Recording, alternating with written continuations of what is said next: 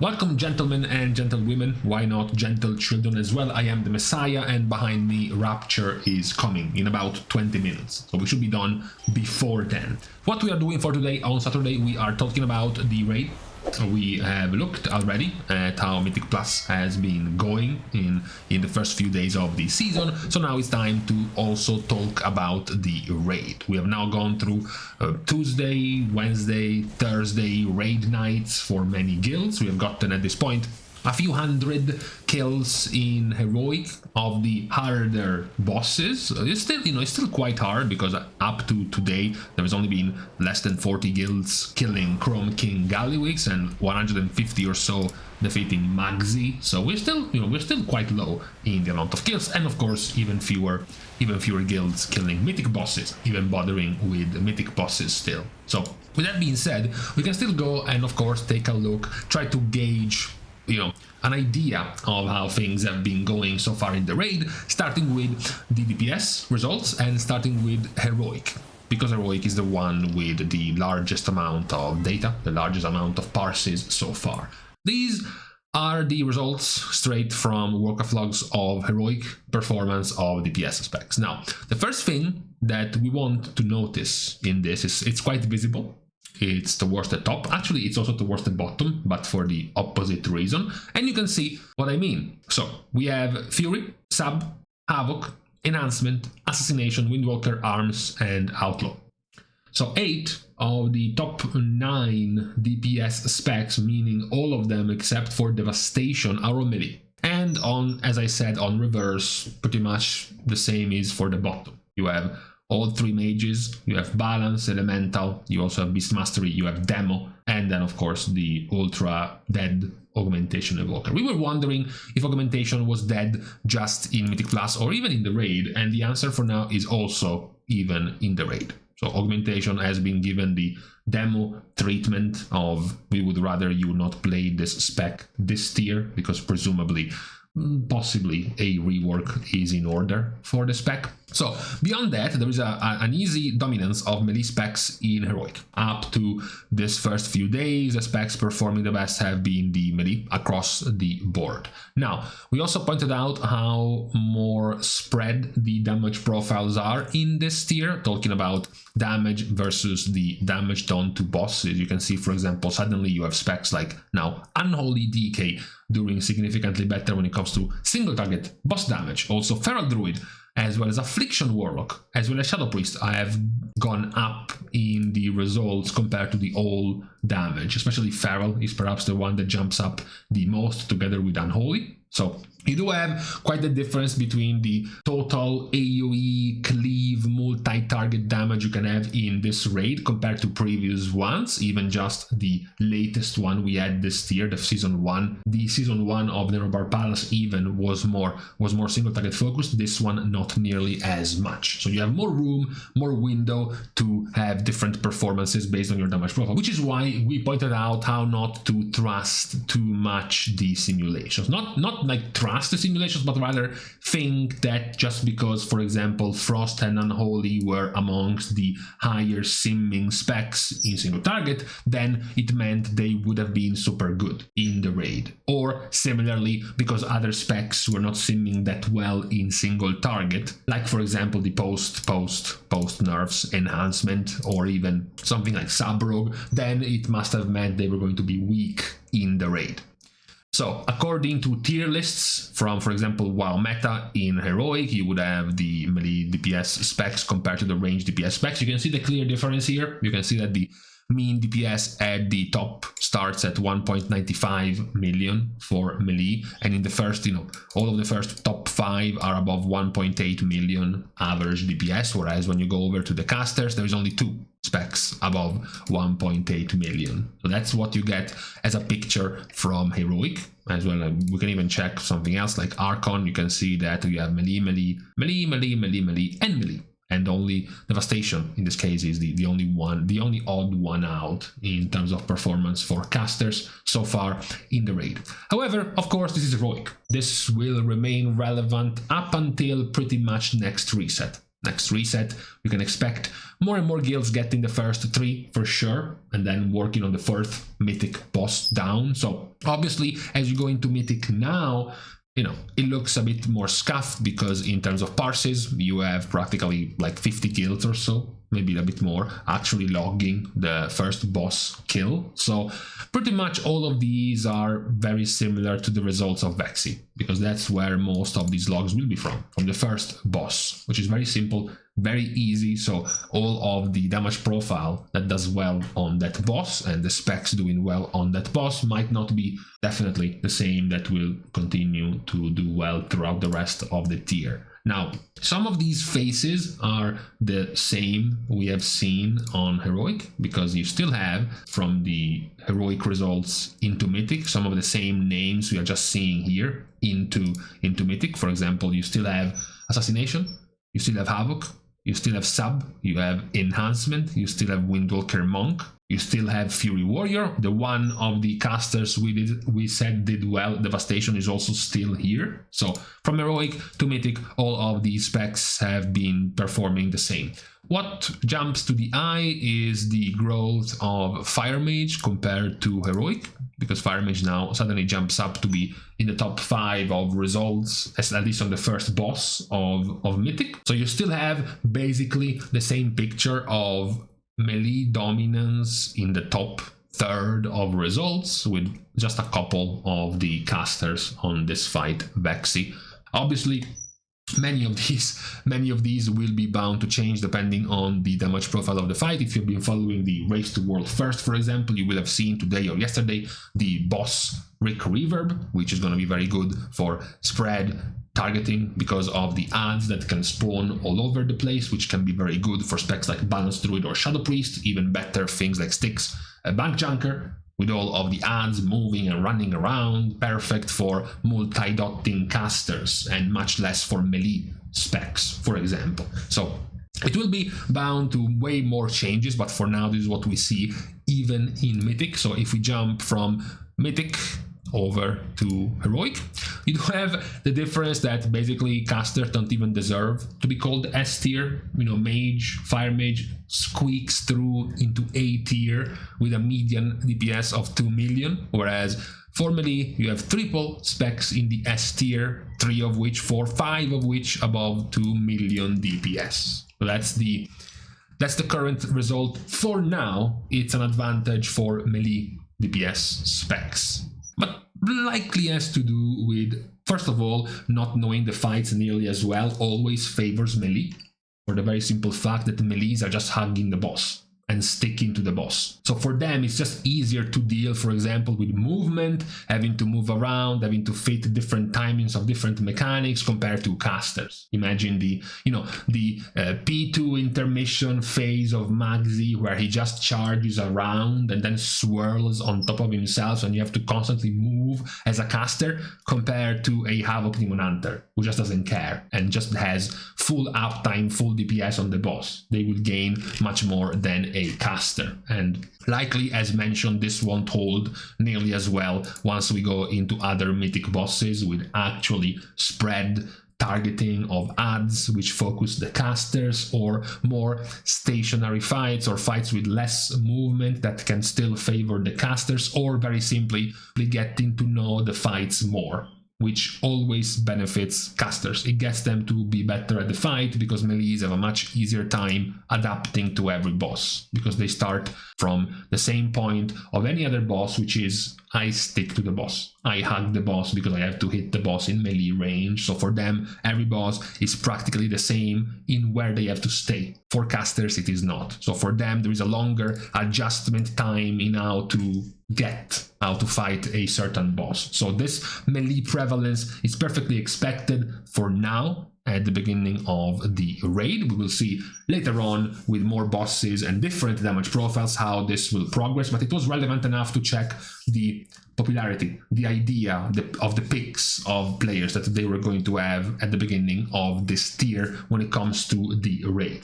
Now, the question we have at the end of this is, do we expect any of these to continue their good performance into actual mythic progression, so more mythic bosses, or was this just a one-time thing? After all, the first boss is literally whatever. So is it because we see some of these specs doing well now early on that we expect them to continue to do well, or was this just a fluke? For most of the casters, this seems to be reasonably correct. We are still missing some of the casters from here, like for example Balance Druid, which will definitely become more powerful later on, as well as likely Elemental Shaman.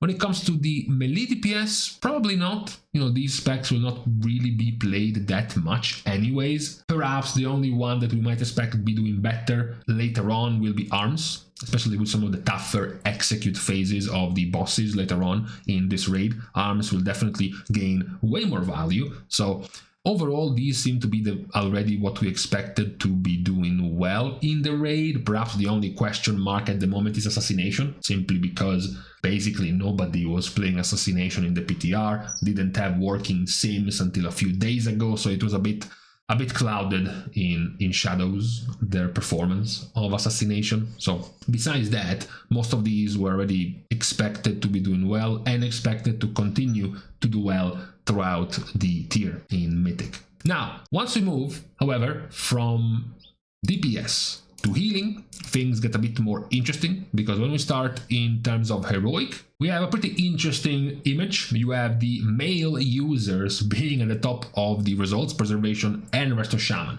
We said Discipline and Mistweaver were going to be the S tier healers when it comes to the raid. Obviously, most of this was done with Mythic in mind, so Heroic is its own thing. But then again, we also mentioned the last couple of bosses right now have been quite hard for most guilds, so it's still a challenging encounter, both Magzi and Gallywix. And for now, these are the results in Heroic. Preservation works perfectly well for the last couple of bosses. There is a lot of burst damage that comes in a few seconds, which is perfect for the rotation, for the burst window of Preservation Evoker. Also, as we say every time, the Discipline Priest is much harder to play on the go. It's much harder to play when you have no timers, you have no proper healing cooldowns set up, the add-ons aren't even working yet, the phases are out of sync, so you ramp only to discover that the adds or the bombs exploding on Magzi are 5 seconds later, and all of your ramp is gone. So you hurt much more on Discipline Priest not knowing the actual timings of the fights, compared to something like Holy Paladin that doesn't need any setup to heal well. So why is Holy Paladin at the bottom? Because it's weak. It has nothing to do with the healing profile of Holy Paladin. But in the case of Discipline, you definitely do hurt more, not knowing your encounters, not timing your encounters properly, which you can also tell why it is basically the healer with the lowest lows, but also the highest high that beats even specs above them when you actually do get to play out your rotation properly, even in Heroic. In terms of popularity, also not expected that in Heroic, Holy Priest vastly outnumbers Discipline for this very reason. It's just easier to play Holy when you don't know what's going on. Just pull out Halo every minute whenever there is any damage coming out and keep using your single target abilities to spot heal players who take damage. That's just very, very simple and allows you to think about the fight and about the encounter rather than knowing your proper timings during the fight. So it's much easier to play it out. Resto Shaman is also very similar. Resto Shaman doesn't really need any setup timings for its healing. You just always have your Surging Totem down, you always have your Cloudburst running, and you just keep healing all the time. So it is much easier to pull this off in Heroic, or just not in Heroic, but when you still don't know nearly as well the way a fight works. In reverse, Preservation is also very, very unpopular. So compared to all the others, there is a big stark difference. For example, Resto Shaman and Preservation are more than twice the Preservation players for Resto Shaman, despite the fact that right now it is doing very well. We have pointed out what could drive this result, this stark difference, when we pointed out, for example, that Preservation is the copy, the slightly different version than Discipline, because Preservation heals through the Engulf burst window and Discipline heals through their Atonement ramp window. They're very similar. So when you play one, it's unlikely you play the other. Or when one is stronger than the other, it's likely if you need two of this style, you're just gonna play two of the same. Like for example, in Season 1, when Preservation was good before the nerfs, you were simply playing two of them. You weren't playing one Preservation, one Discipline. You were just playing both Preservation Evokers. Now, it seems like players are leaning more towards doing the same thing, but for Discipline. You play with Discipline, and if you need a second one that does the same thing, the same 90 seconds Evangelism or 90 seconds Stasis timings, you use double Discipline in this season over double Preservation Evoker. Despite the fact that Preservation Evoker at the beginning of Heroic is doing super well and very good healing, and likely will continue to do so in Mythic as well, it seems like the way guilds are going towards is the Discipline option. Also because Discipline has the advantage to pivot to Holy. Holy is very good throughput, constant throughput against rot damage, plus extremely good spot healing. For example, Preservation is locked into one option. You have no spot healing. You are super weak at topping one or two players at the same time compared to something like Holy. So this Discipline also has the passive advantage of not only being a burst healer like Preservation and likely being slightly stronger right now, but also having the option to simply switch to Holy Priest in fights with more rot damage and single target burst damage on players compared to something Preservation Evoker does not have. So in Heroic, this is what we have so far for healers. Evoker doing extremely well, and Rest of Shaman also doing very well. When you move to Mythic, again, Mythic, the parses here are very, very few, but the situation is very similar. You still have Rest of Shaman, now Mistweaver has gone up, and now Preservation Evoker is still up there. Now, the gaps of Preservation are much larger now, also because there is much fewer Preservation Evokers, so likely more volatile in terms of results. Again, Discipline is not doing nearly as well. Holy Priest, Resto Druid, and Holy Paladin all doing quite poorly, but Resto Druid also having massive swings in healing. So this is, just by looking at the results, the rankings when it comes to the first boss, when it comes to Vexy, it's up to pretty much the guild right now. Some of these results I have some of them for healing the fights, others are going to have a 5 heal setup. It also depends, for example, if the Discipline priests that are running in this fight are playing with any other burst healer, and if they are not, they have very good spots to ramp by themselves uninterrupted from competition. The same goes for throughput constant healers, like for example the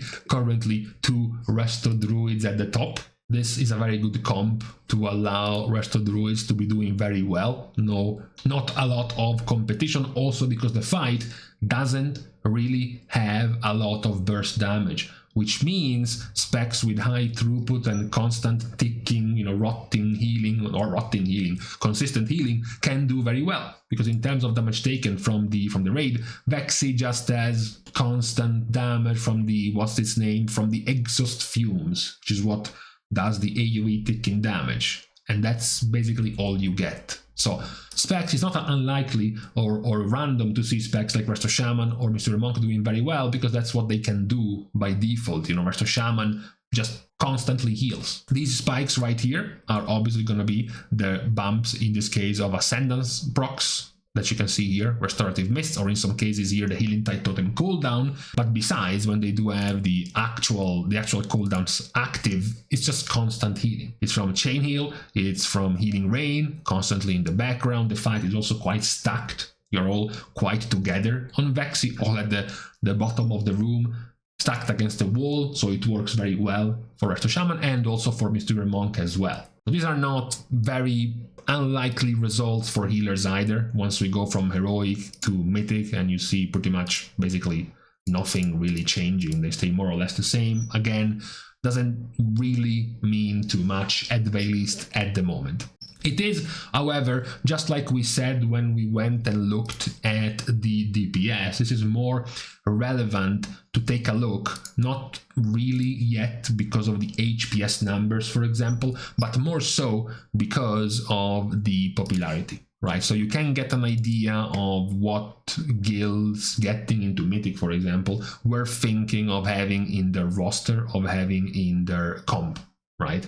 Now, for healers, this is a bit more random because practically everyone is playing everything, with the exception of preservation being played much less. So you can't tell nearly as much from this as you could from the DPS, right? So even Holy Paladin, which we thought was dead, and even from the result looks awful, it's still played, only, 5 logs fewer than Resto Druid and Discipline Priest. So obviously for healers it is harder to gauge what this might mean. When it comes to DPS, the numbers can be much more telling, right? Arcane, okay, we can tell Arcane won't be the option over Fire, or something like Outlaw, we can tell it won't be the option over Assassination or Subtlety, and same goes for Survival over Beast Mastery, or at the moment, at least for these fights, things like Affliction and Demo over Destruction. This is a bit more telling when it comes to the DPS compared to what we can see from the healers. Now, if you're wondering, by the way, why we aren't going over tanks, is because, well, tanks in the raid are much harder to gauge. There isn't really much to say, other than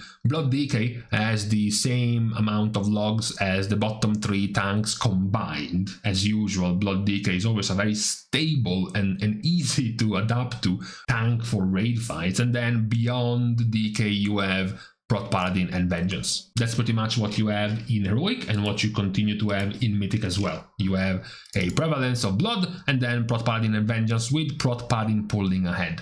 It is likely that the prevalence of Vengeance, especially in Heroic, is due to their meta level in Mythic Plus. So tons of tanks that also do Mythic Plus are gonna go in the raid as Vengeance, and then more professional top level guilds or serious guilds who don't see any benefit in running a Vengeance in a raid because it doesn't do anything special. Blood Decay is super self-sufficient, can cheese a bunch of mechanics, sometimes with AMS, also has grips that can be used to control ads. Prot Paladin, tons of cheeses, of course. As a tank, Vengeance doesn't really do much. So it is likely that when it gets to a more competitive setting, Vengeance doesn't get played nearly as much, because most of these tanks playing Vengeance will be more interested in Mythic Plus than they are in progressing the raid anyways. So that was just a small tidbit, the small parenthesis around the tank situation when it comes to the raid.